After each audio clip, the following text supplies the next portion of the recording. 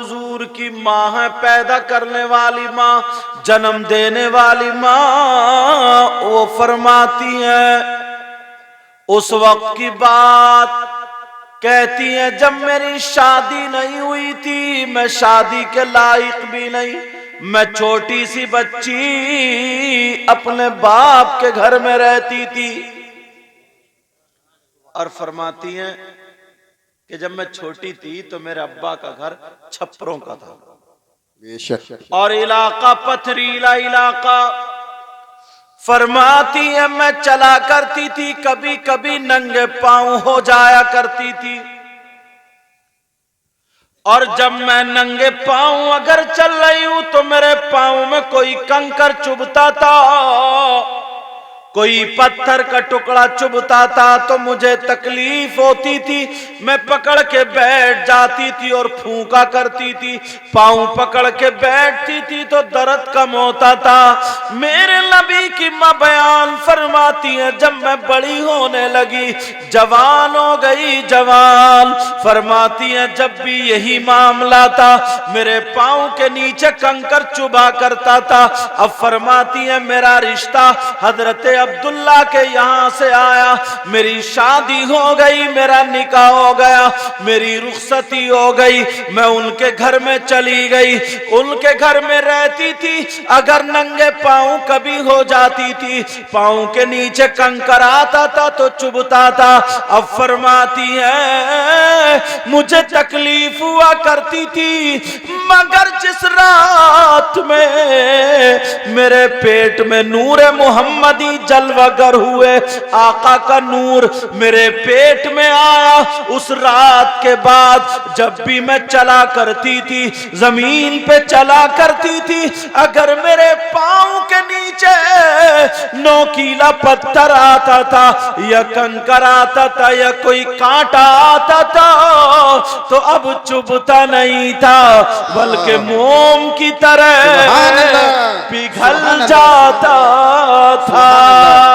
नारे तकबीर, नारे रिसालत, नारे गौस मसलकी आला हजरत, नारे तकबीर, नारे रिसालत।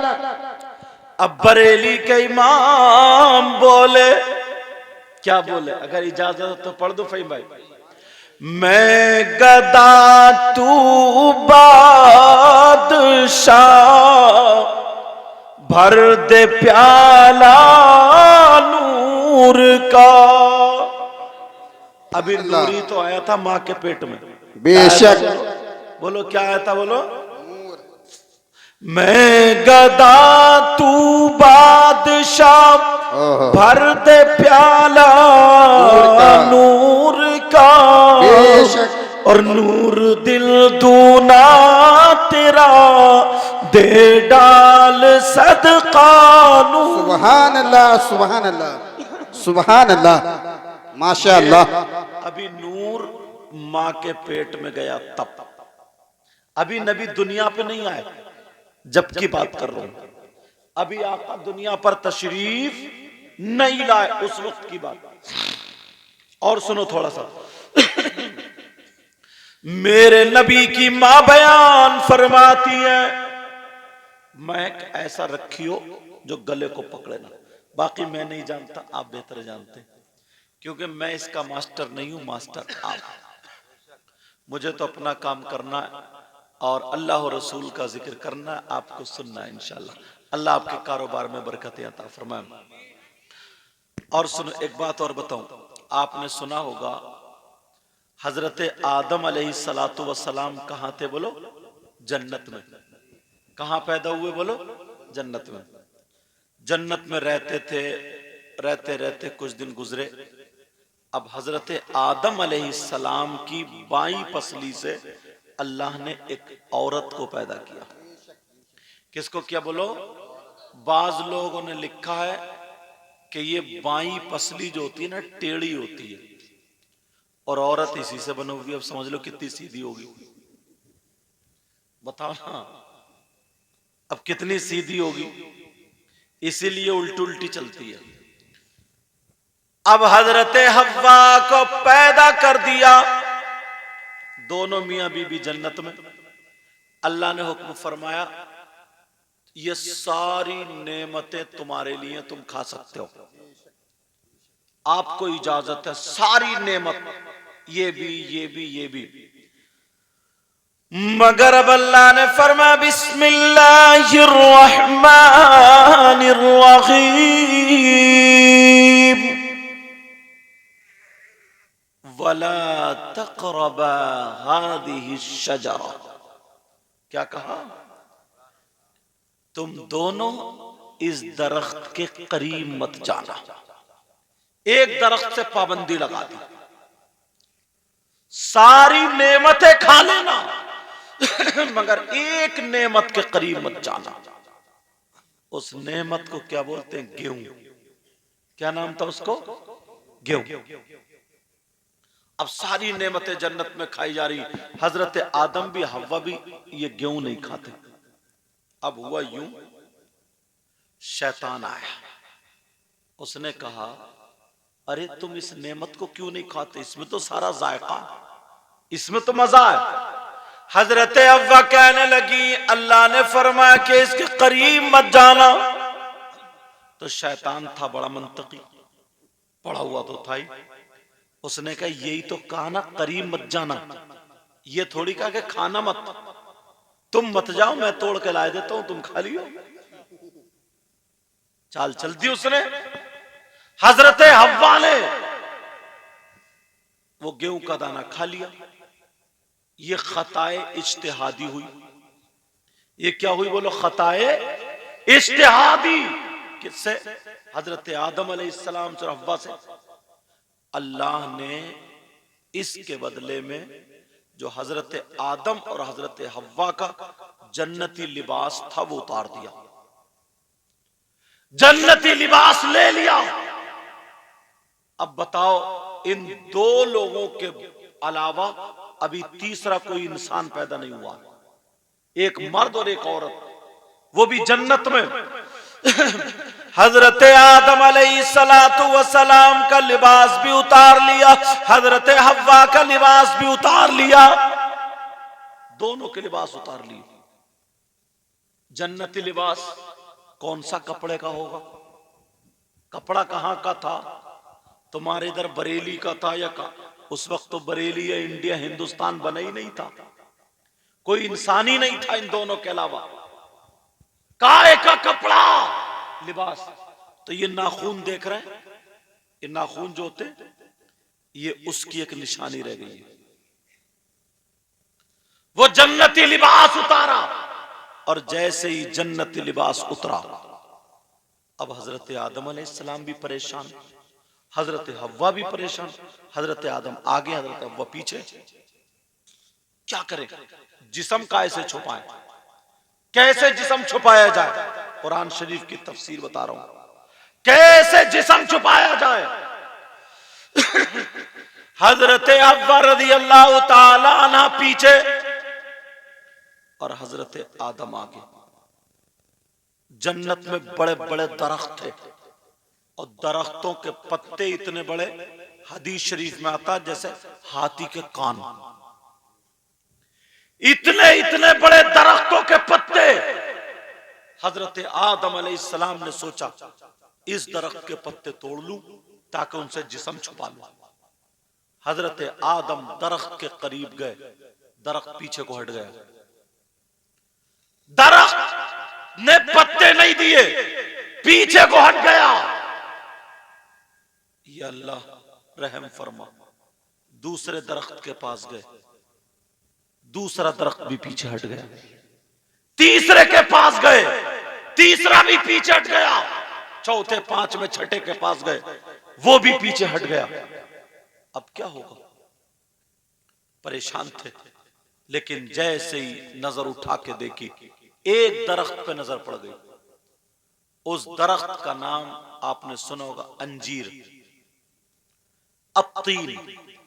तुमने कुरान शरीफ पढ़ा ना, वत्तीनी वज़्ज़ैतूनी वतूरी सीनीन वहाज़ल बलदिल अमीन। तीन था वो दरख्त, अरबी में तीन बोलते हैं, वैसे अंजीर का दरख्त। उस अंजीर के दरख्त पे नजर पड़ी, हजरत आदम अलैहिस्सलाम उस अंजीर की तरफ चले तो वो दरख्त पीछे को नहीं हटा, वो दरख्त पीछे को नहीं हटा।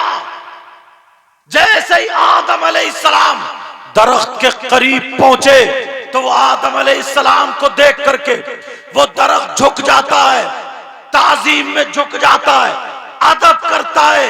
जैसे ही झुका, हजरत आदम अलैहिस्सलाम ने उस जन्नती दरख्त के 8 पत्ते तोड़ लिए।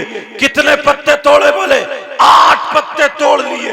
8 पत्ते तोड़ने के बाद 3 पत्तों से अपना जिस्म छुपाया, 5 पत्ते हजरत हव्वा को दे दिए, औरत का जिस्म छुपाया।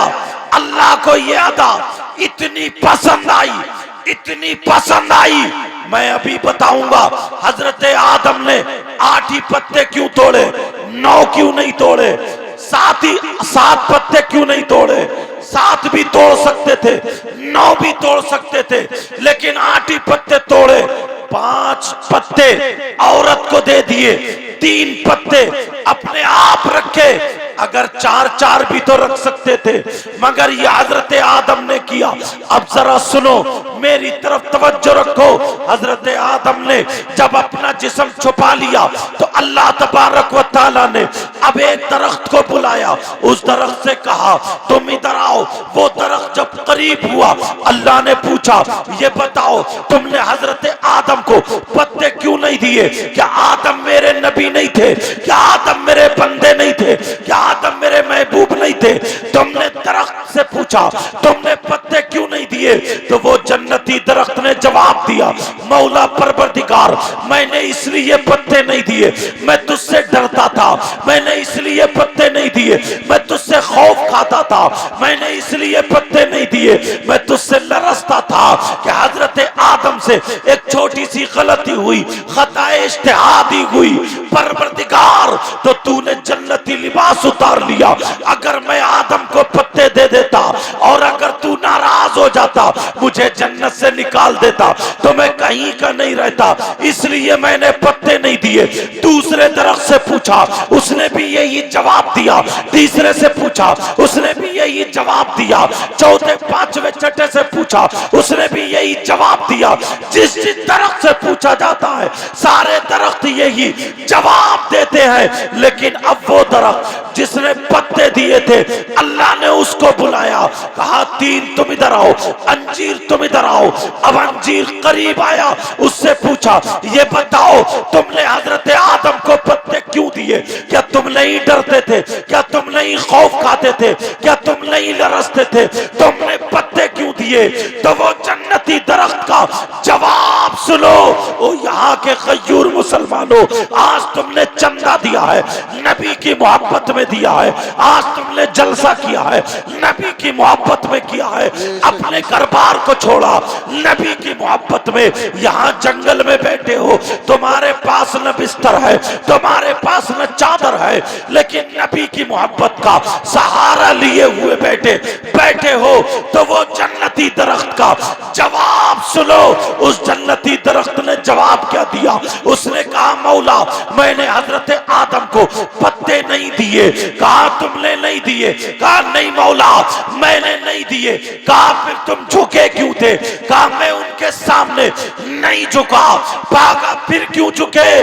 तो दरख्त जवाब देता है, मौला परवरदिगार, हजरत आदम जब मेरी तरफ को चले, मैंने आदम को देखा तो मैं पीछे हटना चाहता था, लेकिन जब मेरी नजर हजरत आदम की पेशानी पर पड़ी और उस पेशानी में नूरे मोहम्मदी जलवा कर दिखाई दिया, तो मैंने नूरे मोहम्मदी के दीदार में अपने कदम को पीछे नहीं हटाया और मैं जो झुका तो नूरे मोहम्मद की ताज़ीम के लिए झुका, मोहब्बत में झुका।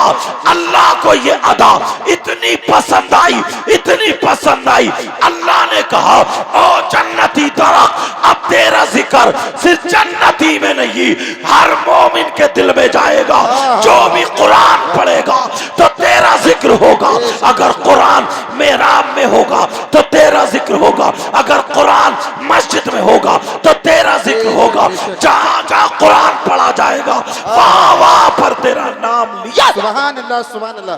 नारे तकबीर, नारे रिसालत, नारे गोश्त, मसलकी आला हजरत, नारे तकबीर, नारे रिसालत, इश्क मोहब्बत, इश्क मोहब्बत, जो से बोले इश्क मोहब्बत, इश्क मोहब्बत, नारे तकबीर, नारे रिसालत।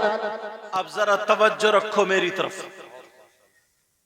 आका अलैहिस्सलातु वस्सलाम की मोहब्बत में वो जन्नती दरख्त झुका तो अल्लाह ने इतना बुलंद किया, इतना बुलंद किया, इतना बुलंद किया, अब कुरान में उसका जिक्र आ गया। अगर तुम नबी से मोहब्बत करोगे, अगर तुम नबी से प्यार, और ये नबी की मोहब्बत ही में तो है जो तुमने चंदा दिया है, ये जलसा किया है, रातों रात जाग रहे हो, इनसे पूछो, सैयद साहब से पूछो, इन लोगों से पूछो कितनी मेहनतें की हैं, कितने फोन किए हैं, कैसे कैसे इन उलमा को, इन शोरा को बुलाया, जमा किया। किसी के बेटे की शादी नहीं है, किसी के बाप के कोई और प्रोग्राम नहीं है, सिर्फ और सिर्फ रसूल पाक की मोहब्बत में। और अगर बेटे की शादी होती है ना तो मिलाद शरीफ या जलसा थोड़ी कराते हो, नाचने वाली नचनियों को बुलाते हो। बोलो होता नहीं होता ऐसा? तुम्हारे गांव में भले ना होता हो मगर अक्सर गांवों में ऐसा होता हो, और तुम्हारे गांव में भी अब से 20, 30, 50 साल पहले होता होगा। अब तो नहीं होता तुम्हारे गांव में, अब तो नहीं होता तुम्हारे गांव। बोलो, बड़ी धीरे बोल रहा हो, इसका मतलब दाल में कुछ काला लग रहा है। पाक सल्लल्लाहु ताला अलैहि वसल्लम का जिक्र होता है, वहां पर आका तशरीफ लाते हैं। सुभान अल्लाह, सुभान अल्लाह, सुभान अल्लाह। तुम्हारे घर अगर अल्लाह और रसूल का जिक्र होगा और तुम्हारे मेहमान आका बने तो वो प्रोग्राम अच्छा होगा, या वो नाचने वाली जो ठुमका मार रही है वो प्रोग्राम अच्छा होगा? और यार हद हो गई है इन मुसलमानों पर। चलो कुछ गुनाह ऐसे होते हैं जो आड़ में कर लेते हैं, छुप के कर लेते हैं, बिल्कुल मैदान में चौराहे पे नचा रहे हैं, कितनी माँ बहनें देख रही हैं।